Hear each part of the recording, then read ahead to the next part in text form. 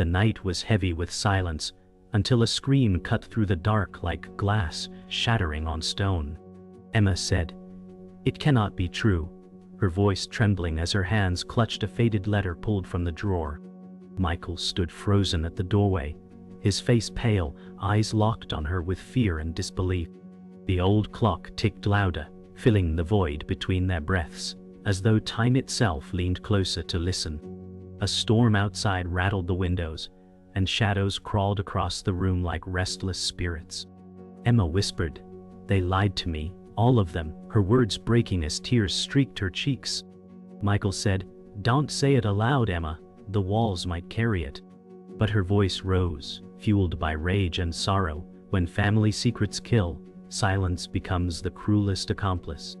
Morning broke with uneasy calm, the storm gone but its weight still lingering in the silence. Emma sat at the table, her eyes red and swollen, staring at the letter. Michael said, "We can burn it, pretend it never existed." Emma shook her head, her voice sharp but heavy. "The truth is already alive. It won't die with fire."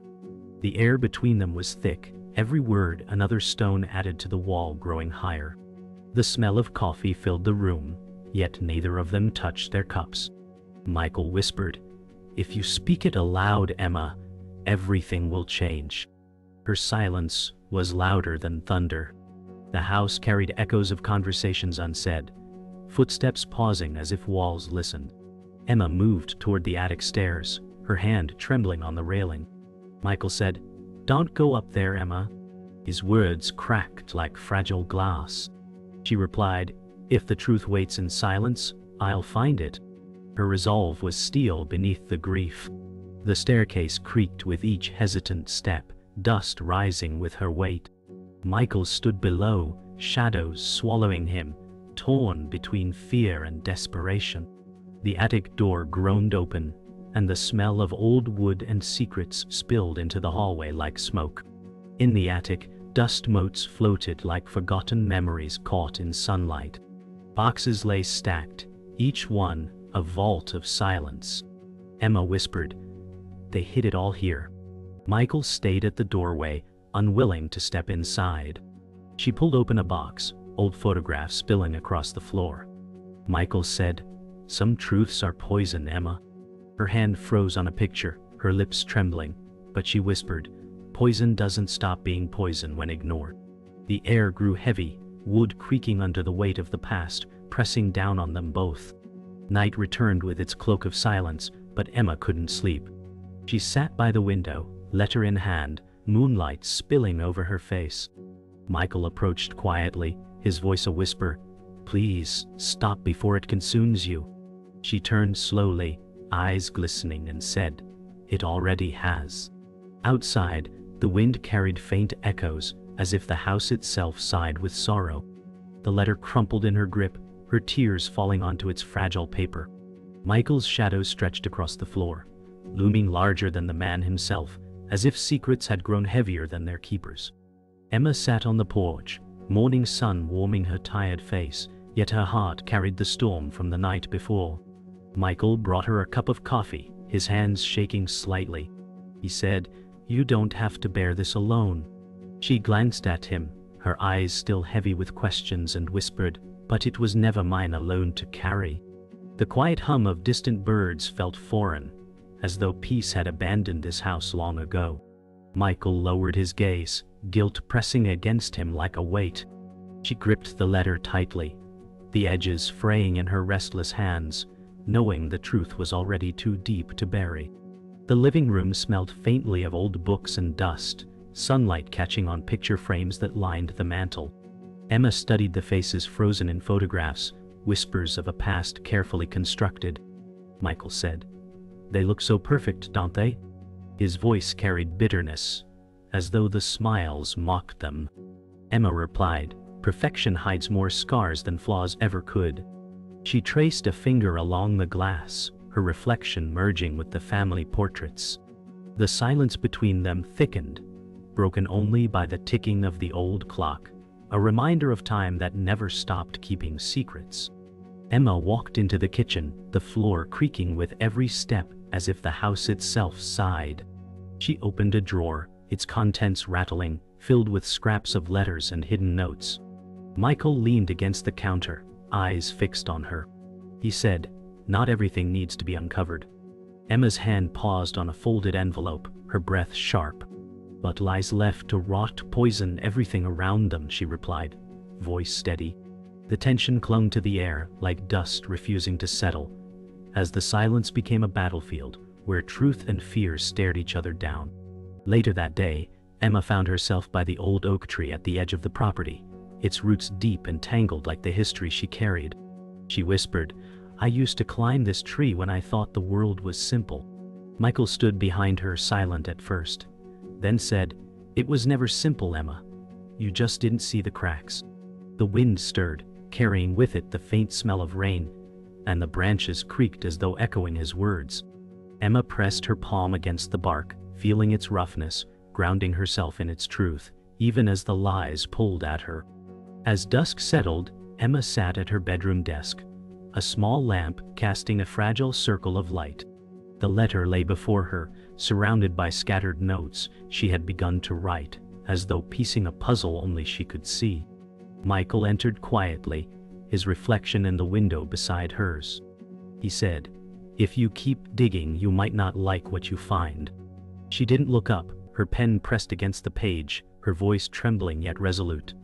"What I don't like is being blind to the truth." The house creaked with the weight of history, as if it warned her to stop. The storm inside Emma grew louder as she confronted Michael in the dining room, their voices hushed but sharp. Michael said, "You're tearing us apart with questions." She replied, "No, the lies already did that." The table between them felt like a battlefield, polished wood reflecting their distorted faces. The chandelier above swayed slightly, its crystals casting fractured light across the room, as though mocking their fractured trust. Michael pressed his fists against the table, anger mixing with fear. Emma held the letter against her chest, its weight heavier than iron. Silence grew, unbearable, filled only by their unspoken war. Emma found an old journal buried beneath loose floorboards in the attic, dust coating its cover. Her hands trembled as she opened it, words leaping like ghosts. Michael stood behind her, fear etched deep, and said, "Don't read that aloud." Emma's eyes burned as she whispered, "This is the truth they buried." Each page carried inked confessions of betrayal, family debts paid with silence. The attic groaned as if alive, shadows thickening in corners. Michael turned away, unable to face the past resurrected, while Emma's voice cut the air sharper than the storm outside. That night, Emma sat on the staircase, her body heavy with exhaustion, but her mind sharper than ever. Michael sat 2 steps below her, his shoulders slumped. He said, "If you reveal this, there's no turning back." She replied softly, "There's no turning back anyway." The house groaned as if listening, every creak a reminder of what had been hidden within its walls. A draft swept through, carrying the scent of damp wood and forgotten memories. Their shadows stretched along the wall, merging and dividing like their fractured bond, caught between fear and truth. Emma spread photographs across the table, faces frozen in time, staring back at her. She said, "Every smile hides a wound." Michael hovered near the window, hands in pockets, refusing to look. The lamplight flickered, shadows shifting across the walls. She pointed to one picture, her voice breaking. "They built their lives on lies, and we're the ones drowning in them." Michael whispered, "Stop digging, Emma, or you'll bury us both." Her silence struck harder than words, her gaze fixed on the ghosts captured in fading ink. Rain returned, hammering against the windows, as Emma stood in the hallway holding the journal. Michael approached cautiously, his voice low, "You're chasing shadows." She raised her chin, eyes steady. "No, I'm chasing the truth." Lightning lit the corridor, illuminating peeling wallpaper and their strained faces. The storm outside felt like a reflection of the storm within them. Michael reached out but stopped midair, his hand trembling as though truth itself might burn. Emma stepped back, clutching the journal tighter, her resolve unshaken even as fear seeped into her veins. Emma confronted Michael in the dimly lit study, the journal spread open between them. she said. You knew, didn't you? Her voice cracked but held steel beneath it. Michael clenched his jaw, his silence louder than denial. The lamp cast long shadows, making his face appear divided, half in darkness, half in light. Emma's hands trembled as she pressed the page flat, the inked confession glaring at her. Michael finally whispered, I thought I was protecting you. She slammed the book shut, her words sharp as glass. Protection built on lies is just another betrayal. The kitchen became a battlefield of silence. Emma leaned against the counter, arms crossed tightly. Michael poured a drink with shaky hands, the glass clinking too loud in the quiet. He said, Not all truths are meant to be spoken. Emma replied, her voice low and steady, Not speaking them killed us long before I knew. The refrigerator's hum filled the air, cold and constant, as though mocking their warmthless words. Michael's shoulders slumped, yet his eyes remained defiant, holding secrets too heavy for his tongue. Emma's gaze never wavered, her patience fraying like old rope. By the oak tree again, Emma stood with photographs in hand, the wind tearing at their edges. She shouted, How many lives did they ruin to keep this hidden? Michael stayed back, his voice shaking. It's not that simple. She turned, her face streaked with tears, and said, It's always been simple. Truth or lies. The branches above groaned, their roots mirroring the tangled mess between them. Michael pressed his palms into his face, unable to answer. Emma let the photos scatter into the wind, each one drifting like fragments of a broken past. That night, Emma sat at the desk, writing furiously, words spilling faster than thought. Michael stood behind her, reading over her shoulder. He said, You'll destroy everything if this gets out. She didn't turn, her hand steady, her voice even colder. Everything was already destroyed. The pen scratched loudly, filling the silence. Michael gripped the edge of the desk, knuckles white, his anger trembling through the wood. She paused, staring at the words she had written, her breath shallow, knowing they carried the power to unravel generations. In the hallway, Emma confronted Michael once more, journal clutched tight. She said, You chose silence over me. His eyes glistened as he replied, I chose survival. Thunder boomed outside, rattling the windows. Emma stepped closer, her words sharp as a blade. Then you chose wrong. The air thickened, storm light flashing through every crack in the house, illuminating their fractured faces. Michael's voice faltered, If you bring this truth into the light, we all fall. Emma raised the journal higher, her resolve harder than stone, unbroken by fear. Emma sat in the attic, journal pages spread across the floor like broken glass. Her eyes widened as she pieced together a truth too cruel to imagine. Michael appeared at the door, pale and restless. He said, Don't say it. Emma's voice cracked but carried fire. They killed to protect this family name. The words burned the air, heavy with finality. The beams above groaned, dust raining down like ash. Michael stepped forward, trembling, his hands raised as if to silence her. Emma pulled the journal close to her chest. The truth now, a weapon sharper than any blade. In the living room, Emma slammed the journal onto the table, photographs spilling out. Michael said, You don't understand the cost. She replied, I understand the price of silence. Our lives shattered for their pride. The lamp flickered, throwing their shadows against the wall, twisting like monsters lurking behind them. Michael's breath grew ragged, sweat shining across his forehead. Emma pointed at one photograph, her voice cutting through the silence. This is proof they buried blood beneath their wealth. Michael turned away, but his silence confirmed what his words would not. Rain hammered outside as Emma confronted Michael near the staircase. Her voice shook with rage. You knew everything and let me live in lies. Michael's chest heaved, his face shadowed, as he whispered, I thought I was saving you. She stepped closer, holding the journal between them like a shield. The thunder roared, rattling the frame of the house. Emma's tears mixed with fury. You saved yourself, not me. Michael flinched as though struck, his hand trembling midair, unable to reach her. The space between them was filled with truths too sharp to cross. Emma returned to the oak tree, rain soaking her hair and clothes, clutching the journal tight. Michael followed, shouting over the storm, "This will destroy us all." She shouted back, "It already has." Her voice rose above the storm, raw and unyielding. She opened the journal, holding it against the wind as if daring the world to witness the truth.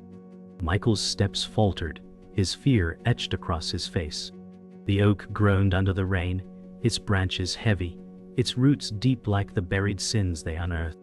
Inside the hallway, Emma faced Michael one last time that night.